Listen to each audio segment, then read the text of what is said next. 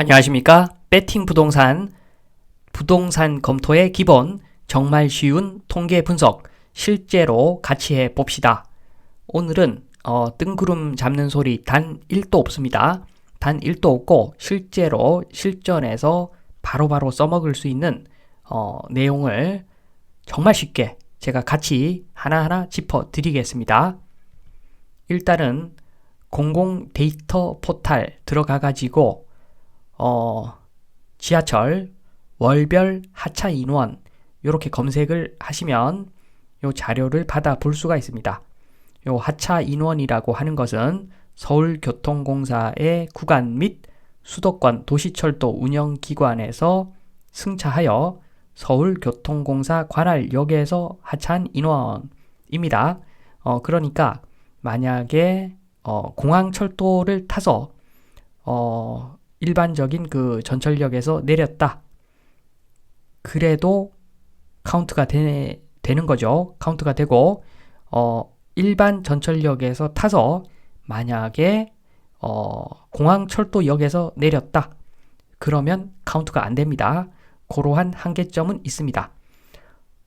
그래서 그 내용을 이렇게 다운받아 보면은 조금 혼란스럽습니다. 그러니까 필터가 잘 되지 않아서 요것을 정리를 좀 해야 되죠. 엑셀에 익숙한 사람은 요것을 정리해서 가공하면 되는데 그 가공은 각자 한번 해보시고 일단은 가공된 데이터를 보겠습니다.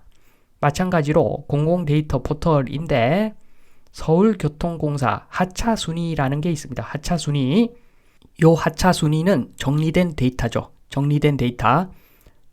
서울교통공사의 일평균 하차 순위 데이터 1평균입니다. 1평균 2021년 12월 31일 등록일이 2021년 9월 29일 2021년 자료라고 보시면 될 것 같습니다.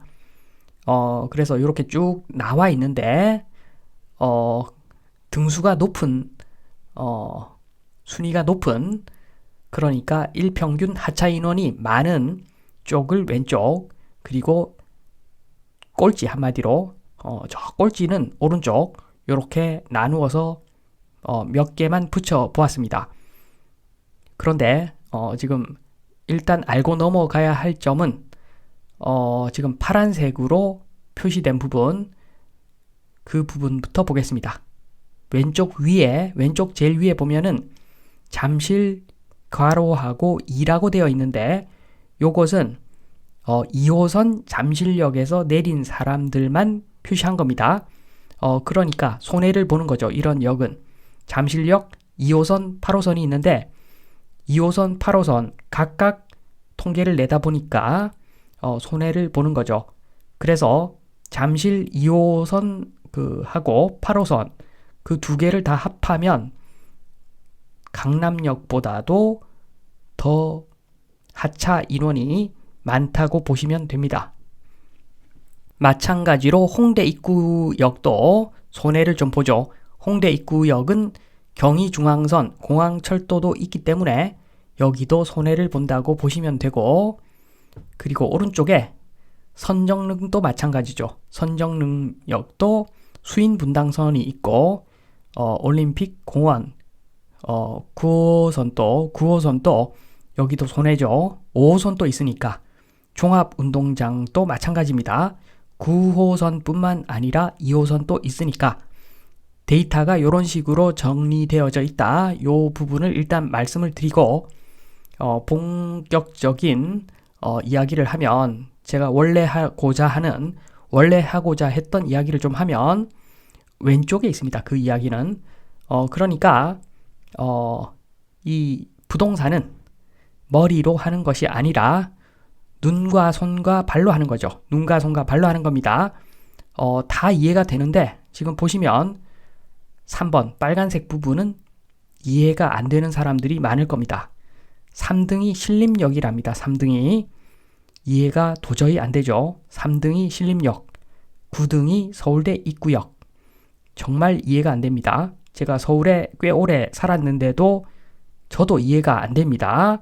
제가 서울 처음 올라와가지고 가장 많이 이용한 역이 신림역인데 정말 후지입니다. 신림역 후지입니다. 신림 상권도 후지입니다. 순대타운이 뭡니까? 사람마다 뭐 호불호는 있겠으나 순대, 돼지국밥, 족보 없는 음식이죠. 차라리 라면이 맛있습니다. 저 개인적으로 그렇다는 이야기입니다. 그렇기 때문에 저는 신림역이 3등이다. 제 머리로는 도저히 이해가 안 됩니다. 만약에 머리를 망치로 100대를 맞았다. 그래도 저는 이해를 못할 것 같습니다. 3등이 신림역. 정말 이해는 안 되지만 자, 요게 부동산의 세계입니다. 머리로 논리적으로 설명이 안 되죠. 그 이야기를 제가 꼭 하고 싶습니다. 물론 그 홍대 입구역은 지금 좀 손해를 봐서 경의중앙공항철도 때문에 손해를 봐서 실질적인 3등은 홍대 입구역 정도가 될 것 같긴 하지만 아무튼 지금 신림역 도무지 이해가 안 되는데 이 부분은 좀 이따가 다시 말씀을 드리도록 하고 일단은 버스역 한번 보겠습니다. 버스역은 지금 서울 열린 데이터 광장에 들어가 가지고 검색을 해보면은 버스 정류장별 승하차 인원 정보가 나옵니다. 1단위로 나와 있는데 다운받아서 보면은 요런 식입니다. 상위 랭킹을 필터해서 보면 남산 서울타워, 경희대 의료원, 구로 디지털 단지 요런 데는 엄청납니다. 버스역인데도 지금 1평균 3천, 4천 이렇게 나옵니다. 3, 4천이 나옵니다. 1평균 하차 총 승객 수가 엄청난 거죠. 웬만한 전철역 수준, 전철역 중에서 사람이 좀 약간 뜸한데 수준은 됩니다. 그러니까 만약에 내가 진짜 관심 있는 지역이 있다. 그러면은 여기 정류장별 승하차 인원 정보도 확인을 해 보시면 좋을 것 같습니다. 그리고 여기서는 일단 해석은 요것은 하지 않고 다시 전철역으로 가 보겠습니다. 지금 보시는 것은 2호선 신림역 그리고 신림선도 있죠. 아무튼 신림역, 다크호스 신림역 의외로 좋은 상권입니다. 지금 보시면은 반경 500m만 이렇게 하더라도 아파트가 나오기 시작합니다. 동부 아파트, 신안 아파트. 그러니까 여기가 상가가 생각보다 많지 않다는 이야기죠. 얼마나 좋습니까? 상가 수가 적고 하차하는 인원이 많다. 그러면 상가가 대박 나는 거죠. 반면에 지금 홍대 보겠습니다. 홍대가 절대적인 숫자는 많을 겁니다. 여기서 홍대를 이용하는 숫자는 절대적으로 많을 건데 지금 보면은 반경 700m 정도 해도 그 원 밖에 또 다른 상권이 존재합니다. 그러니까 상가가 엄청나게 많다는 거죠. 그러니까 여기는 생각보다는 재미가 상가 한 개당 매출은 재미가 없을 수 있다는 거죠. 그러니까 신림역 상권이 얼마나 훌륭한 상권입니까? 물론 저는 아직도 이해는 안 됩니다. 순대타운 이런 거 도무지 이해가 안 되는데 그래도 현실입니다. 현실 세계에서 신림역은 엄청난 상권입니다. 다른 데이터로 이러한 사실을 한 번 더 확인해 보겠습니다. 지금 보면 국토통계지도에 들어가 가지고 인구를 클릭하고 총 인구를 봅니다. 서울특별시 관악구 격자 형태 100m입니다. 100m. 그러니까 칸 하나가 100m, 100m라고 보시면 됩니다. 가로 100m, 세로 100m. 이렇게 해서 신림역 부근을 보니까 역시나 지금 신림역에서 약간만 벗어나면 인구가 확 늘어납니다.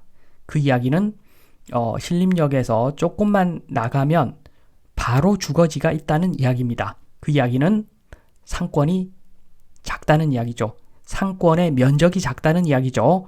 그런데 신림역에서 하차하는 인원이 많으니까 정말 좋은 상권이 맞다는 증거가 여기서도 나오는 겁니다. 그리고 지금 총 인구인데 생산 가능 인구를 봐도 마찬가지입니다. 굳이 제가 생산 가능 인구까지 보여드린 이유는 지금은 총 인구, 생산 가능 인구 별 차이가 없을 겁니다. 그러나 앞으로 10년 지나면 전혀 다른 그래프, 전혀 다른 그림이 나올 겁니다. 나중에 5년 지나고 10년 지나면 생산 가능 인구, 총 인구 나누어서 분석을 해야지 정확한 결과를 얻을 수 있을 겁니다. 지금은 큰 의미는 없습니다. 마찬가지 방법으로 총 인구 마포구를 보면은 지금 보시면 아시겠지만 홍대 상권이 엄청나게 크죠. 그 이야기는 홍대 여기 가게가 너무너무 많다는 거죠. 그래서 말씀드린 대로 생각보다 가게 하나하나는 재미가 없을 수가 있다. 그 이야기를 드립니다. 요곳은 생산 가능 인구인데 마찬가지입니다. 마찬가지. 홍대 입구역 주변에는 주택이 거의 없죠. 그러니까 상가만 빠글빠글하다는 겁니다. 한마디로 나눠먹기, 매출 나눠먹기 생각보다 재미없을 수 있다. 그리고 이번에는 마찬가지로 국토 통계 지도인데 요 지도 본 김에 우리가 보통 재건축 말고 재개발 빌라 투자할 때 노후도를 보는데 여기서 노후도도 확인 가능합니다. 지금 보면은 국토 지표에서 토지와 주택, 노후주택을 선택하고 노후주택 비율 30년 이렇게 선택을 또 하고 서울특별시 전체를 보면은 이것은 격자가 500m, 500m입니다. 가로 500, 세로 500m, 가로도 500m, 세로도 500m짜리 격자 점을 찍어주는데 여기서 황색, 짙은 색 있는 부분이 노후화된 주택의 비율이 높은 그러한 지역이다. 이렇게 알 수가 있습니다. 그래서 전체적인 왁구를 여기서 확인을 할 수가 있죠. 어느 지역 빌라가 상대적으로 괜찮겠다. 요걸 알 수가 있습니다. 그런데 요것만 가지고는 또 세세하게 확인이 안 되니까 그때는 요걸 보면 됩니다.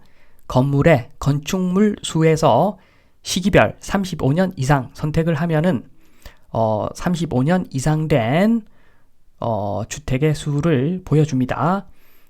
그리고 시군구 전체는 1km 격자망을 보여주는데 요것보다도 더 쓸모있는 자료를 얻기 위해서는 시군구를 선택하면 됩니다. 그래서 중구가 좀 노후화가 많이 되어 있으니까 중구를 선택해서 보면은 100m까지 격자를 확인할 수 있습니다. 가로가 100m, 세로가 100m.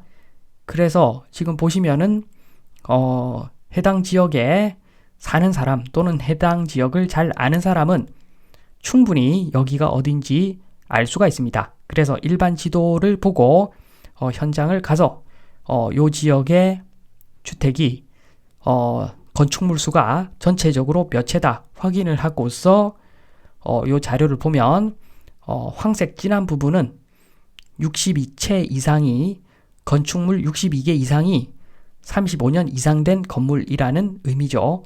요렇게 해서 확인을 하고 이 지역에 건물을 사면은 재개발이 빨리 되겠다. 요렇게 확인을 한번 해볼 수가 있다는 이야기입니다. 오늘은 말을 좀 많이 해서 여기까지 하고 제가 요런 그 실전 데이터들을 보여드린 이유는 대한민국은 부동산 관련 사기꾼들이 너무너무 많습니다. 그래서 그 사람들 이야기 하나도 믿지 마시고 이야기 한번 들어보시고 팩트 체크를 해야 됩니다. 팩트 체크할 때 이러한 도구들을 누구나 알 수 있는 통계 자료를 몇 번만 클릭해 보면은 나한테 이 지역 사라고 한 사람이 사기꾼인지 그냥 정상적인 사람인지 단박에 확인할 수 있는 툴이라고 보시면 됩니다.